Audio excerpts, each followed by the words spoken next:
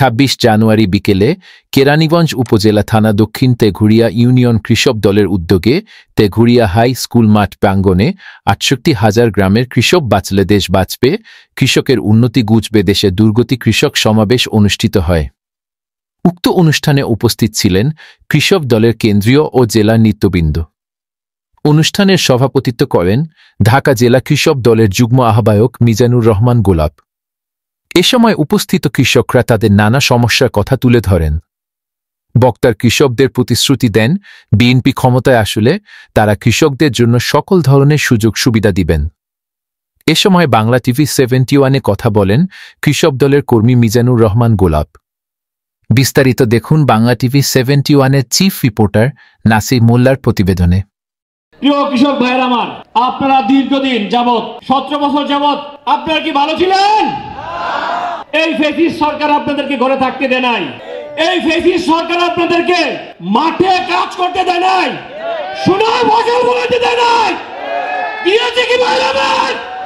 সেই জন্য বিএনপির ভারপ্রাপ্ত চেয়ারম্যান জনাব তারেক রহমান আপনাদের এই খারাপ অবস্থাকে দেখে আপনারা যে নির্যাতিত হয়েছেন উনি এটাকে নিয়ে ভেবে আপনাদের সারা বাংলাদেশে টেকনাফ থেকে তেতুলিয়া, রূপসা থেকে পাথুরিয়া যতগুলি ইউনিয়ন আছে ৪৫৩৮ ইউনিয়ন, বাংলাদেশ জাতীয়তাবাদী কৃষক দলের কেন্দ্রীয় নেতৃবৃন্দ যারা আছেন সবাইকে নিয়ে প্রতিটা বিভাগে, প্রতিটা থানায়, প্রতিটা উপজেলায় এই কৃষকদেরকে পাঠিয়েছেন।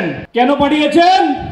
কৃষকরা যাতে তাদের অধিকার পায়, ন্যায্য মূল্য যাতে তাদের কৃষি পণ্য জিনিসপত্র পায়, তারা যাতে তাদের উৎপাদিত যে কৃষক পণ্য আছে সেগুলোর যাতে ন্যায্য দাম পায়। 17 বছর আপনারা কি পেয়েছেন? পান নাই। প্রিয় ভাইয়েরা আমার, শহীদ প্রেসিডেন্ট জিয়া রহমান বাংলাদেশের কৃষকদেরকে খুব ভালোবাসতেন, বাসতেন না? তিনি সারা বাংলাদেশে ছড়িয়ে পেয়েছেন, বলে না বলে বিভিন্ন বাড়িতে গিয়েছেন, এক গ্লাস পানি খেয়েছেন, কৃষক দলকে এরকম ভালোবাসতেন। আমরা যারা রাজনীতি করি এটা সম্মানের জন্য করি, আর সম্মানটা যাদের 1-2 জন নেতার কাছ থেকে শিখেছি সেটা বাবু কয়েশ্বরচন্দ্র রায়ের কাছ থেকে।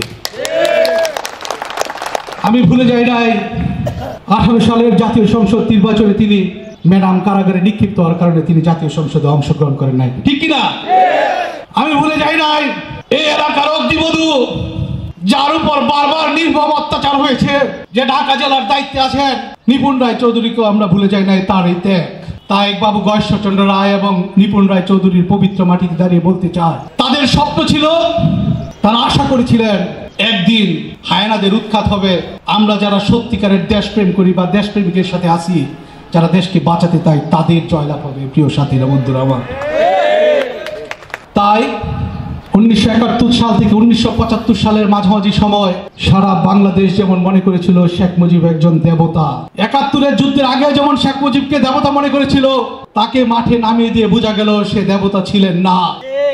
আমি যদি অন্যায় না করি, আমি যদি আমার কম্বলটা ফিরে না পাই, আমার আশপাশের সকল যদি নিপীড়িত নিষ্পেষিত মানুষের উপর জোর জুলুম অত্যাচার করে, তাহলে বুঝতে হবে এখানে আমার ইন্ধন ছিল, কি ঠিক কিনা? আমি যদি এই দেশের যুদ্ধের কথা শুনে পাকিস্তানি হায়নাদের কাছে ধরা দিয়ে ওই দেশে গিয়ে অবস্থান করি, আর দেশপ্রেমিক শহীদ প্রেসিডেন্ট জিয়া রহমান সেদিন এদেশের দায়িত্ব নিয়েছিলেন, স্বাধীনতার ঘোষণা দিয়েছিলেন, রণাঙ্গনে বীর মুক্তিযুদ্ধ করেছিলেন এবং এই দেশকে স্বাধীন করে প্রমাণ করেছিলেন উনি প্রকৃত দেশপ্রেমিক। প্রিয় সাথীরা, বন্ধুরা, এই সমাবেশ করতে কৃষক দলকে দায়িত্ব দিয়েছেন বিএনপির ভারপ্রাপ্ত চেয়ারম্যান সাহেব।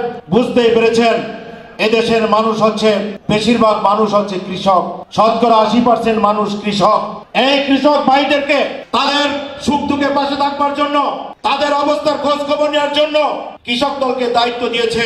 সারা বাংলাদেশে আমাদের মতো নেতা কর্মীরা প্রত্যেকটা ইউনিয়নে যে এই আপনাদেরকে নিয়ে আপনাদের বসে আপনাদের কাছ থেকে শুনবার জন্য, আপনাদের খোঁজ খবর নেওয়ার জন্য এবং আপনাদের বক্তব্য লিপিবদ্ধ করবার জন্য আপনাদের কি কি সমস্যা। কেন বিএনপি হচ্ছে কৃষক বান্ধব দল, বিএনপি হচ্ছে কৃষকের ভাগ্য উন্নয়ন করবার দল। বিএনপি যখন ক্ষমতায় আসে তখন কৃষকের কথা ভাবে, বিএনপি যখন ক্ষমতায় আসে তখন গ্রামগঞ্জে মানুষের পাশে দাঁড়ায়। আর আওয়ামী লীগ যখন ক্ষমতায় আসে তখন লুটপাট করে। আওয়ামী লীগ যখন ক্ষমতায় আসে কৃষকের ভাগ্য উন্নয়নের কথা ভেবে তাদের পকেট ভারী করে, ব্যাংক ব্যালেন্স লুট করে, টাকার পাহাড় জমায় এমপি, মন্ত্রী, এমপি সহ চেয়ারম্যান, মেম্বাররা, আওয়ামী লীগের নেতা কর্মীরা সারা বাংলাদেশ থেকে লুটে পুটে খেয়ে আজকে দেশ থেকে ভেঙে গেছে। ৭২ সালে ৩০ লক্ষ শহীদদের রক্তের বিনিময়ে আমরা এই স্বাধীনতা পেয়েছি। এই স্বাধীনতা পাওয়ার পর এই দেশের রাষ্ট্রপ্রধান হিসেবে রাষ্ট্র ক্ষমতায় আসেন অর্থাৎ শেখ সাহেব। তিনি, আপনারা লক্ষ্য করেন, এই ৮০% মানুষের যে দেশ, ৮০% মানুষের এই যে কৃষকের যে দেশ, এই দেশের কৃষকদের ভাবনায় তিনি কখনো ভাবেন নাই। না ভাবার কারণে আমরা লক্ষ্য করলাম যে কৃষক, শ্রমিক বা মেহনতি জনতা, কোন শ্রেণী পেশার মানুষেরই তার শাসনামলে কোন উন্নয়ন তো দূরের কথা, কিঞ্চিত মাত্র উপকৃত কেউ হয়েছে বলে আমার মনে হয় না। বরঞ্চ এই যে আমার ভাই বললেন, তার শাসনামলে বাংলাদেশের তৎসময় 7 কোটি, 7.5 কোটি মানুষের বসবাস ছিল। কি ভয়ঙ্কর এক পরিবেশ তখন তারা দেখেছিল। ৭৪-এর দুর্ভিক্ষ, সেই দুর্ভিক্ষ এই শেখ সাহেব বাংলাদেশের মানুষকে তৎসময় উপহার দিয়ে গিয়েছিলেন। এরপর আমরা দেখতে পেলাম এক মহামানবের আবির্ভাব ঘটল। সেই মহামানব, স্বাধীনতার ঘোষক, রাখাল রাজা হিসেবে সারা বাংলাদেশে যিনি পরিচিত, যার আবির্ভাবে আমাদের এই বাংলাদেশ সোনার বাংলায় রূপান্তরিত হয়েছিল, শহীদ প্রেসিডেন্ট জিয়াউর রহমান, তিনি রাষ্ট্র ক্ষমতায় আসলেন। তিনি এসেই প্রথমে তিনি লক্ষ্য করলেন এটা কৃষি প্রধান দেশ, কৃষক বাঁচলে বাংলাদেশ বাঁচবে, কৃষকের মুখে হাসি থাকলে বাংলাদেশের মুখে হাসি থাকবে। এই কথাটা তিনি প্রথম বাংলাদেশের ইতিহাসে, এই স্বাধীন বাংলাদেশে তিনি প্রথম বুঝতে পেরেছিলেন এবং সেই বুঝে তারপর তিনি কৃষকদের ভাবনায় মত্ত হয়ে কৃষকদের নিয়ে তিনি কাজ করা শুরু করলেন। কৃষক ভাইরা, আসসালামু আলাইকুম। বাংলাদেশ জাতীয়তাবাদী কৃষক দলের উদ্যোগে 3 মাসব্যাপী সারা দেশে ইউনিয়ন পর্যায়ে অনুষ্ঠিত কৃষক সমাবেশে উপস্থিত অত্র ইউনিয়নের কৃষক ভাইদের প্রতি জাতীয়তাবাদী কৃষক দলের পক্ষ থেকে শুভেচ্ছা ও অভিনন্দন। প্রিয় ভাইরা, লক্ষ লক্ষ শহীদের রক্তের বিনিময়ে অর্জিত স্বাধীনতার পর এক মহাসংকটে নিপাতিত হয় আমাদের এই প্রিয় মাতৃভূমি। সুজলা সুফলা শস্য শ্যামলা আমাদের এই উর্বরা বাংলাদেশে শুরুতেই আওয়ামী লীগ দুঃশাসনের কবলে পড়ে দুর্ভিক্ষে নিপাতিত হয়। 1975 সালে পট পরিবর্তনের পর সিপাহী জনতার বিপ্লবের মধ্য দিয়ে জিয়াউর রহমানের দেশ ও দেশের মানুষের প্রয়োজনে দায়িত্বভার গ্রহণ করেন। দুর্ভিক্ষ কবলিত এই দেশের মানুষের মুখে এক মুঠো খাবার তুলে দেওয়ার জন্য কৃষিক্ষেত্রে কিছু যুগান্তকারী পদক্ষেপ গ্রহণ করে। ফলে অতি অল্প সময়ে আমাদের বাংলাদেশের সবুজ বিপ্লবের শুরু হয় এবং খাদ্য স্বয়ংসম্পূর্ণ অর্জন করে বিদেশে খাদ্য রপ্তানি করে। আমাদের সরকার ক্ষমতা আসলে যাতে কৃষির উপরে করা জোর দেয়, যাতে সরকার আমরা ভালো বীজ পাই, সার পাই, ঠিক আছে? এটা আপনাদের কাছে আমার দাবি, জোর দাবি রইল। মাননীয় তারেক রহমান স্যার, উনি কি ক্ষমতায় আসলে এই সিন্ডিকেট ভাঙবে কিনা, এই ব্যাপারে আমার একটা প্রশ্ন। বিএনপি সরকার ক্ষমতা দেখি নাই, আমি লিখি দেখছি। কারণ বর্তমান বাজার যে অবস্থা দেখছি, একটা কিষেনের দাম হচ্ছে 800 টাকা, আর আমার ধানের মন হচ্ছে 1200 টাকা। এখন 1 কাঠা বইতে আমার ধান হয় 4 মন 5 মন।